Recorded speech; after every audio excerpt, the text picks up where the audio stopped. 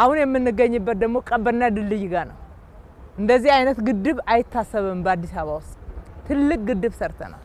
ትልቅ መዝናኛም ነው፣ የቱሪስት መዳረሻ ነው። ለአካባቢው ትልቅ የሆነ ጤናማ እይታንና ጤናማ መዝናኛ ቦታን የሚፈጥር ነው። እንደገና ደግሞ በከተማችን ላይ ያለውን የመጠጥ ውሃ ችግር ለመፍታትም ጭምር የተጠቀምንበት ነው ማለት ነው።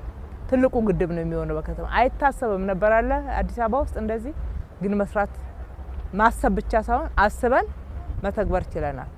ዋናው እንግዲህ ምናብ ነው የምንለው ለዚህ ነው። ውበቱ እንዲታይ ውበት ብቻ ሳይሆን ጤናማ እንዲሆን ከብክለት እንድንነጻ በዛ ውስጥ ሰዎች የስራ እድል እንዲያገኙ የቱሪስት መዳረሻ ሲሆን አሁን እዚህ አካባቢ በጣም ትልልቅ ሆቴሎች ናቸው የሚገነቡት። እነኛ አሁን የቀሩት ቤቶች ሳይቀር እዚህ አካባቢ ቤት ገንብተንላቸው ትልልቅ ሪል ስቴቶች አፓርትመንቶች የሚገነቡበት አካባቢ ነው የሚሆነው። አሁን ከዚህ በፊት አይፈለግም ነበር።